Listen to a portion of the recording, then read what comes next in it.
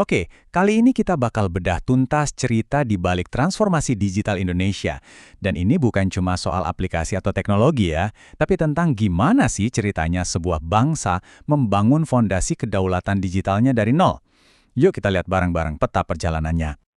Pernah nggak sih kesel banget gitu, harus download puluhan aplikasi pemerintah yang beda-beda. Satu urusan, satu aplikasi. Ribet banget kan? Nah, ternyata ya, rasa frustrasi kita yang kelihatannya sepele ini, itu cuma puncak gunung es loh. Di bawahnya, ada tantangan yang jauh lebih fundamental soal tata kelola digital negara kita. Oke, biar kita semua nyambung, penting banget nih buat bedain tiga istilah ini. Awalnya, kita kenal e-government. Gampangnya, ini cuma mindahin layanan dari kertas ke digital. Udah gitu doang. Terus naik kelas jadi digital government. Nah, di sini sistem-sistemnya udah mulai nyambung, udah mulai ngobrol satu sama lain. Tapi, tujuan akhirnya, the grand plan-nya, itu ada di digital governance. Ini konsepnya gede banget, udah bukan cuma soal pemerintah doang, tapi soal gimana semua pihak, pemerintah, swasta, akademisi, bahkan kita semua bisa bareng-bareng bangun ekosistem digital yang akuntabel. Nah, ini dia intinya. Ini yang paling penting. Semua aplikasi, semua kode, semua server yang canggih itu pada akhirnya bukan soal teknologinya. Bukan. Teknologi itu cuma alat. Tujuan akhirnya jauh lebih dalam dari itu. Menciptakan apa yang disebut nilai publik, keadilan, kepercayaan, dan kesejahteraan buat kita semua. Itulah kompas yang jadi penunjuk arah semua transformasi ini. Oke, setiap proyek raksasa pasti dimulai dari fondasi kan? Sama kayak transformasi digital. Langkah pertamanya itu ya infrastruktur. Coba bayangin, kita mau bangun kota pintar, tapi nggak ada jalannya. Kan nggak mungkin? Nah, disinilah cerita pembangunan jalan tol digital kita dimulai. Kalau kita lihat timeline-nya, semua ini sebenarnya berawal di tahun 2014. Ada satu kebijakan penting banget, namanya Rencana Pita Lebar Indonesia. Anggap aja ini momen peletakan batu pertamanya buat jalan tol digital yang kita bicarain tadi. Jadi, Rencana Pita Lebar ini apa sih sebenarnya? Gini deh, bayangin ini kayak cetak biru buat narik kabel internet super kenceng ke seluruh pelosok Indonesia. Karena logikanya, tanpa fondasi koneksi yang stabil dan cepat ini, ya semua mimpi soal layanan publik digital yang keren-keren itu, ya cuma bakal jadi mimpi, nggak akan pernah kejadian. Manfaatnya apa? Ada tiga yang paling utama. Satu, jalan tol ini nyambungin pusat-pusat ekonomi dan pemerintahan. Penting banget kan? Dua, ini jadi fondasi yang super kokoh buat semua layanan publik digital nanti. Dan ketiga, yang nggak kalah penting ini ngebuka pintu buat siapa aja, di mana aja, buat ikut main di panggung ekonomi digital. Oke, jalan tolnya udah mulai dibangun. Terus apa? Ya, langkah selanjutnya adalah ngatur lalu lintasnya. Gimana caranya semua kendaraan alias sistem-sistem pemerintah bisa jalan bareng dengan rapi, nggak saling tabrakan, nggak bikin macet. Nah, buat itu kita butuh arsiteknya, butuh cetak birunya. Dan disinilah masalah gedenya muncul. Coba bayangin. Tiap kementerian itu kayak bangun kerajaan kecilnya sendiri-sendiri. Mereka kerja di dalam silo, terpisah satu sama lain, nggak mau ngobrol. Akibatnya apa? Wah, udah pasti. Anggaran boros, datanya tumpang tindih, dan ujung-ujungnya, ya kita sebagai warga yang dibikin pusing. Nah, solusinya akhirnya datang di tahun 2018. Namanya SPBE, atau Sistem Pemerintahan Berbasis Elektronik. Ini ibarat cetak biru buat ngerobohin tembok-tembok silo tadi. Tujuannya jelas. Ada 4 pilar utama, bikin layanan digital jadi lebih baik, birokrasi lebih satset, sistemnya bisa saling ngobrol atau interoperable, dan pastinya pemerintahan jadi lebih transparan dan bersih.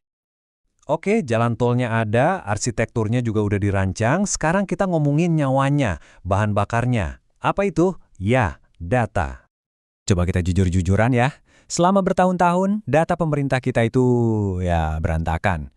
Nggak akurat, nggak sinkron, datanya nyebar di mana-mana. Dan ini bukan cuma masalah teknis loh, ini masalah serius yang bikin kebijakan publik jadi salah sasaran, dan akhirnya ya kita semua yang rugi. Terus, di tahun 2019, muncullah sebuah gebrakan, inisiatif Satu Data Indonesia. Misinya kelihatannya simpel, tapi dampaknya revolusioner, bikin satu sumber kebenaran data buat seluruh negeri. Tujuannya jelas banget, biar semua keputusan, dari bansos sampai bangun jalan, itu dasarnya fakta yang akurat, bukan lagi kira-kira atau asumsi. Tapi ngumpulin data itu satu hal, ngelindunginya itu cerita lain. Nah, disinilah Undang-Undang Perlindungan Data Pribadi atau UU PDP masuk, jadi semacam perisai buat data kita semua. Tapi ya itu, seperti yang kutipan ini bilang, aturan tentang penegak hukum yang kuat itu kayak macan ompong. Jadi PR besarnya sekarang adalah ngebentuk lembaga pengawas independen yang benar-benar bisa bikin aturan ini punya taring. Oke, Dari semua fondasi tadi, sekarang kita udah ada di ambang perubahan besar berikutnya. Yuk kita intip visinya ke depan buat tahun 2025 dan setelahnya. Nah, di fase inilah the game is changing. Fokusnya udah geser. Bukan lagi sekedar ayo bikin aplikasi, tapi gimana caranya membangun layanan yang dari sononya emang udah terintegrasi. Inilah semangat di balik GovTech yang namanya INA Digital. Jadi alih-alih kita punya ribuan aplikasi yang bikin pusing, nantinya cuma ada satu pintu masuk buat semua layanan publik. Simple. Terus gimana cara nyampe ke sana, ke visi birokrasi kelas dunia itu? Ada 3 kuncinya. Pertama, lewat layanan terintegrasi alias GovTech tadi.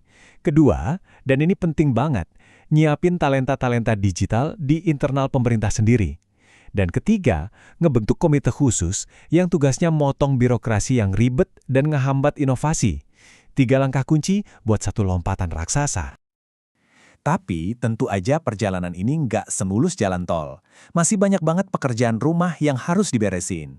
Yuk kita lihat secara jujur, tantangannya apa aja sih yang ada di depan mata? Salah satu tantangan paling basic bisa kita lihat langsung di sini.